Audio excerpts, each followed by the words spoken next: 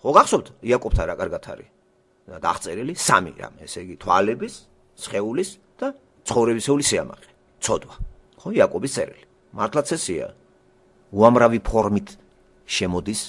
არავინ არ არის მართალიო, გვეუბნება ბიბლია. რომელებს რო ვიწყებთ მესაბუთებენ, არავინ არ არის მართალი. ესე იგი, კაცი რომელიც იქებდეს თავს რომ მე კარგი ვარ. არავინ არ არის სხვა სიტყვებით რო ვთქვათ კარგი. ყველა ბოროტი არის, ცუდი არის.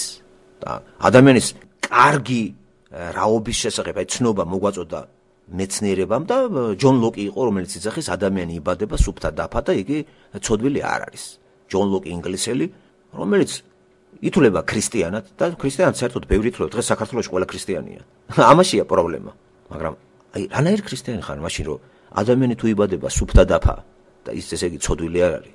მაშინ ეს დამოკიდებული არის საზოგადოებაზე, რომის საზოგადოება აქედან ჩვენ ერთი ნაბიჯია მარქსიზმამდე და ჯონ ლოკის ხაზი გაძლიერდა და ჩამოვედით მარქსიზმში. განავითარეს ეგ აზრი, რაც დაიწყო ჯონ ლოკმა, ინგლისელი ემპირიკოსი. აი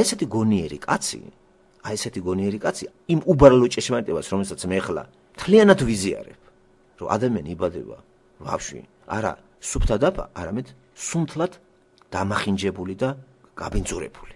და არავითარ შემთხვევაში საზოგადოება მის სუფთა დაფას არ აწერს რაღაცეებს და აქედან სრული არ მაქვს საზოგადოება გავაჯანსაღო, ხო?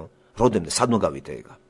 ამიტომ იყო ჯონ ლოკისა და იმის მერე კანტი მოდის და შერიგებას იწყებს. დეკარტისა და ჯონ ლოკის ხაზს. ხო გახსოვთ ეგა ფილოსოფიის ისტორიიდან, აზროვნების ისტორიიდან. საქართველოში ახლა ის ზერელე ცოდნის გადამკიდე ქვეყანაა ჩვენი საქართველო და იმიტომ ვართ ამ დღეში. შეგშურდებათ რამდენი ხალხი იყო ევროპაში თავის დროზე დაწყებული მე-16 მე-17 საუკუნე რო სწავლობ ისტორიას, ერთი ქართველს ვერ დავასახელებ, ამ თემით როგორ არ ახარ დაკავებული. შევარცხვინე საქართველოს სივრცე, რო არ იყო დაკავებული ინტელექტუალური პიროვნებები ღმერთის ძიებით და ბიბლიის ინტერპრეტაციით. და იქ ხალხი დაკავებული იყო საერო. ჩვენთან თუ იყო დაკავებული მართლმადიდებელი მღვდელი. ეს საქმე არის. და რატომღაც ის მწერლები, იგივე ტოლსტოიც, ეგეც დაკავებული იყო, მაინც რაღაც აზრები აქვს მასზე. ავად თუ კარგად მაინც ნამუშევარი აქვს. ჩვენთან არა, ეს მიუღებელი იყო რაღაც, ხო? დასავლურ სივრცეს აღარ გადავწდები. ესე იგი, მოაზროვნედ არ ითვლებოდა კაცი, ვინც ამ თემას არ შეეხებოდა. რომ რა თემა ეს? აი, სადა ვართ? რა არის ყოფიერება? არის, არ არის, რაც არის ჩვენ წინ რაც არის საგანი, ეს ვინ გააჩინა? პატრონი ყავს, არ აყავს, აბა ბიბლიას, აბა ეძებენ, სად არის? და ისეთი დიდი მოაზროვნე ფილოსოფოსები პირველი საუკუნეში, ყველა ბიბლია დაიჭირა და იქ შეცვიდნენ კვლევა ძიებისათვის. მთელი შუა საუკუნეების ფილოსოფიის ეს აზროვნება, ეს არის ბიბლიის ინტერპრეტაციები. რატომ არ ხდებოდა ეს საქართველოში? ჩვენ ხომ პრეტენზია გვაქვს, რომ განათლებული ხალხი ვართ. რატომ იყო ეს წიგნი დახურული ქართული ელიტისათვის და საერთოდ ერისათვის? ერისათვის დახურული იმიტომ იყო, რომ წერა-კითხვა არ იცოდა არავინ. საქართველოში წერა-კითხვა დაიწყო, ისტორია იწყება განათლებისა წერა-კითხვის და ილია ჭავჭავაძის სახეს უკავშირდება. უდიდესი უმრავლესობა მოსახლეობისა იყვნენ წერა-კითხვის უცოდინარი, რო იცოდეთ, ხომ? და აი ეს ელიტა, კარგი, წერა-კითხვა არ იცის ხარ? ელიტას რა გამოუვიდა? ელიტა რომელსაც წერა-კითხვა იცის. რატომ არ ხარ დაკავებული ამ საკითხით? მოთხოვნილებაში ერთს არ ქონია ღმერთის გაცნობა. იცით რატომ? მიიღეს ის მართლმადიდებლური რაღაცა ფორმით და გადააბარეცა, მღვდელი არის კაც. ევროპაში არ იყო ეკლესიები? კათოლიციზმი რა ეკლესია არ იყო? პროტესტანტიზმი რა ეკლესიები არ იყო? მაშინ რატომ იყო რომ ინტელიგენტები ყოველთვის მასთან დაპირისპირებაში ქეკავდნენ ბიბლიას, რამდენად სწორად ასრულებს ეკლესია იმას, რასაც გადამოცემს. კირკეგორი ამიტომ იყო რომ დაუპირისპირდა დანიაში ლუთერიანულ ეკლესიას. და მთელი რიგი მავნე ისინი მთლიანად წაშალა. აი მასთან დაპირისპირებაში მივიდა კირკეგორი, აი სოფხედველობამდე, რომელიც მოცემულია მის ნაშრომებში, წმენაში ნახტომი სახელდებით რო შედის აზროვნების, აი ამა თუ იმ პიროვნებების მიერ. და მახსენდება საქართველო. სად ვართ ჩვენ? ვინა ვართ და რა ერი ვართ საერთოდ? რატომ არ აინტერესებს ამ ერს ამის კვლევაციება? რა არის შემაფერხებელი? არაბულ სამყაროც წინ დგას ამ ხრივ. არაბული სამყაროში მოაზროვნეები არიან პოეტებიც, მწერლებიც, რომელსაც აინტერესებთ ღმერთთან ურთიერთობა და იკვლევენ ამას, ხოლოდ ისინი სახელმძღვანელოდ ყურანს იღებენ. მაგრამ მაინც ღმერთზე დაბმულ, აინტერესებს, მათ მოთხოვნილება აქვთ ტრანსცენდენტალურში სამყაროს, ხილულ სამყაროს იქით არის გონიერი არსება და თუ არის მოქმედებს ჩვენზე, მონაწილეობს, ესე იგი იმანენტში? პრობლემა ტრანსცენდენტისა და იმანენტის ურთიერთობა. აი პრობლემები საქართველოში კი არ არის. და დღესაც ხო, არავინ არ გამოჩენილა, არათუ რაიმე დაწეროს, ან ილაპარაკოს ამ თემაზე. მასიურად ხალხი პოლიტიკით არის დაკავებული. როგორ მართონ სახელმწიფო. მანქანაა სახელმწიფო და ყველას უნდა შოფრობა. ყველას სურვილია, ყველას ლაისენსი აქვს. ყველას მოწმობა აქვს მართვის. ქალია, კაცია, ბავშვი, და ალბათ მთელი ისტორია იყო. შესაშურით გადავხედავ ხოლმე ისტორიებს ეკლესიისას და რო წავიკითხავ ამგვარებს გაფაციცებით ვეძებიჯო ერთი ქართველი რა ღმერთო რა. ერთი ქართველი რო გამახარე რა, თქვენც არ მომიკვდეთ.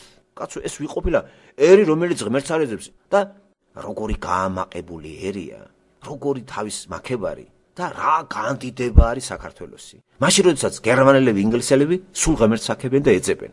ამიტომ იცახი, რა მსოფლმხედველობა იყო ქართულ სივრცეში გაბატონებული. პანთეისტური. ბუნება არის ღმერთი, არიქა საქართველოა წმინდა ქვეყანა და ამ წმინდა ქვეყანას შემოესია მტრები და ხალხნო. არიქა საქართველოს ანგრევს რომელიღაცა ეხლა და ესე იგი მთელი მცდელობა საქართველოს ისტორიაში საქართველოს გადარჩენა. და ეს არის ქარის წისკვილებთან ბრძოლა. მაშინ როდესაც ევროპა სულ არ აღილვებთ საფრანგეთში რა ხდებოდა რო არიან მოაზროვნეები რომ ღმერთი არის, არ არის, ბიბლია სწორია, არ არის, ზიან და შემოაგდებს ამას რომელიმე ძლიერი პიროვნება და წავიდა პოლემიკა. ჩაერთვება ამაში ინტელექტუალები, მთლიანად მოიცავს მოსახლეობას, ჩადის დაბალ ფენემდე, ხო კარგი რაღაცა არის. აბა გადახედეთ ჩვენთან ვისაა გადაბარებული ღმერთი. ბოთე მღვდლებს გაქონილი ტუჩებითა და კოტიტა თითებით. აბა მითხარით ახლა. კიდე როგორ ადგას ქვეყანა? მე იცი რა მეგვირს, როგორ არ ინგრევა ქვეყანა, როგორც დაინგრა უამრავი ქვეყანა მიგაცნო. რა დიდი სიყვარულია ღმერთს ამისთან, რა დიდი მოთმინება, რამდენი ხანია. მისი სახელი შეურაცხყოფილია ამ სივრცეში. ქართულ სივრცეში. ის ხო ყველა კუთხეს ადევნებს თვალყურს თელ პლანეტას. და მე ახლა ქართული მაინტერესებს. რა შეურაცხყოფილი არის, რომ ამდენი ხანი უყურებს ერს და პაპა, თქვენც არ მომიკვდეთ რა. კაციშვილი მანდ არ არის, რომ ყველაფერზე წერენ, ნიჭიც აქვს, ნიჭი წერის აქვს ქართველს, ნიჭი კითხვის აქვს, ლაპარაკის ნიჭიც აქვს ქართველს, როგორც ქალს, ისე კაცს და ლაპარაკობენ სისულელებზე, წერენ სისულელეებს. და ახლა უნიჭო არ არის ქართველები, ხო, ამდენ წიგნებს რო დაწერა, ახლა უნიჭო იქნება 20 ტომი გაქვს, 10 ტომი გაქვს, რამდენი წერილები ყავს, რამდენი მხატვრები ყავს, რამდენი მუსიკოს შემსრულებელი ყავს, რამდენი მომღერალი ყავს, კაცო, რამდენი ლიტერატორი, მასწავლებელი, ჩემი გაგებით ეს ნიჭია. რაში იყენებ რო? რა დაკეტილი ეს სფერო და რატომ არის ეს გადაბარებული? ბოთე მღვდლების იმაზე. რატომ არ არის ეს მწერლის საკვლევის საგანი? და ვინ არის ის რომ უკრძალავს მწერალს ამაზე ლაპარაკს, ხო უკრძალავენ? რომ არ მოკიდო ბიბლია და არ გაარჩიო. ღმერთი არ მიგრძალავს ურთიერთობას, მეხმეწება მოდი ჩემთან. ჩაიხედე წიგში, წამიკითხე, დამიახლოვდი და რაც შეიძლება არ მოტყუდე. ეს მეუნება ვინ მოგც ამის უფლება შენ? ლაპარაკობ ამას. აი საქართველოს შეგის მდგომარეობა ხო არის? პირდაპირ გეუბნება ღმერთი გეძახის, ხელია გამოწვე. დღე და ღამე ვიწვდიდი ხელი ჩემი ერისაგა ესე იძახის. მიდი მასთან, ვინ აგიგრძელავს, ვის აქვს უფლება? ჩემთან მომცვლელს არავის გარეთ არ გავაგდებო. ბიბლიის საკითხვა თურმე არ შემიძლია, მე არ მაქვს უფლება, რომ ვთქვა ღმერთი რაღაცა.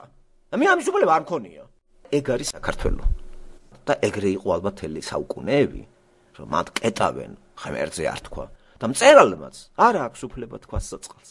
და იმ მღვდლების გადამკიდე რო უყურებს. კი აქვს სურვილი გააკრე, როგორ ხა ჩვენთანაც არ არის კირკეგორი? მაგას დამაჯერებ? კირკეგორი რა გაგებით? რომ ანტაგონიზმი, რომ არასწორად ემედის ეკლესიაში ურთიერთობა. რა? ყველაფერს იღებს ჩვენი ინტელიგენტები? კაციშვილი არ გამოდის და არ აფიქსირებს. სამაგროდ რა ადვილი არის პოლიტიკაზე კრიტიკა. ახლა რა შიში არის, რელიგიური შიში? ეს არ გაბედო და ამ სფეროში რაც არ უნდა დაინახო. არ თქვა არც ერთი სიტყვა. თორე ხატზე ხარ გადაცმული. ეს არის ჩვენი უბედური. სანამ ეგ სივრცე არ გაირღვევა და სანამ ერში არ მოვა, წერალი იქნებდეს თუ ვიღაცა და ერთი ფურცელს მაინც არ მიუძღვნეს. ამას თავის კვლევას. თუნდაც მცირეს. არ ვიცახი თეოლოგები და ისინი შესაშურია გერმანელები და ინგლისელები და ის და ამერიკაში კიდე დაყრილები რო არიან და ბუხანყა წიგნებს აცხობენ და აცხობენ ამ იმაზე. აი ხალხი რა. ამათ რა ჯირთ რა მოთხოვნილება აქვს ამისთანა იკვლიონ ეს თან ამერიკაში. სხვა საქმე რა გააქვს. ხო, ამერიკაში ხა ფულის კეთების ქვეყანა არის. და ან გონიერი კაცი დაკავებული ხარ და ამეებსა წერ. აი, მადლობა ღმერთს რომ ესეთი ხალხი დაგვიყარა. მადლობა ღმერთს რომ არის ხალხი განათლებული, უაღრესად განათლებული ხალხი ღმერთზე რომ ფიქრობს და აზროვნებს და გვაწვდის, გვიადვილებს ღმერთთან ურთიერთობას. საქართველოს გადამკიდე ხალხნო? ვიქნებოდით ეგ ბოთე ხალხი. შაოსნების რესპუბლიკა. ალბათ ჩვენ ინტელიგენტებს აი ხში უნდა გქონდეთ. როგორ ახლა ნოდარნათაძე კაცო, აკაკი ბაქრაძე. სიცხალი გონების კაცი, აი ისე ლამაზი კალიგრაფიით ვნახე. მე მგონდა საშუალება მენახამისი ხელნაწერი. აი ხატავდა რა კაცი რა. წიგნებსაც კითხულობდა, წერდა და რა უშლიდა ამ კაცს ხელს, რომ კაცი არჩევს 1000 სისულელეებს, კაცო. და მაგას დამაჯერებთ, რომ ამ კაცს ამის ნიჭი არ აქვს, რომ ბიბლია, რა, იცი, ეს წიგნი მისთვის დაკეტილია, დაუკეტეს. არაპოპულარულია. გადააბარეს, აც დაფიქრებულა აკაკი. არც არავის ეგ არ უთქვია. რატომღაც ეკლესიას არის გადაბარებული ისა? და ეკლესიას არ იყო გადაბარებული კირკეგორი ვის უპირისპირდება, მარტინ ლუთერი ვის უპირისპირდება. საერთოდ ეს თეოლოგები ქრისტიანები ვის უპირისპირდებიან? არ აკმაყოფილებთ ეს დამყაყებული რაღაცა, კაცო. ჩაკეტილია, შიოლაშვილს აყავს ღმერთი გამომწყდეული სამებაში? და თქვენ სახში არ არის გონიათ? რა გაგება ეს მე ვერ გავიგე, რომ ამ თემას არ შევეხოთ რა. ხედავთ როგორი რა შიში არის, კი მაგრამ აცალე კაცს შეხო ლაპარაკობს ისა რა. უნარი არა გაქვს მოსმენის? ესე როგორც იმავე წუთში ბეტონი. თუნდაც უსიყვარულით ელაპარაკო. აი ჩვენი უბედურება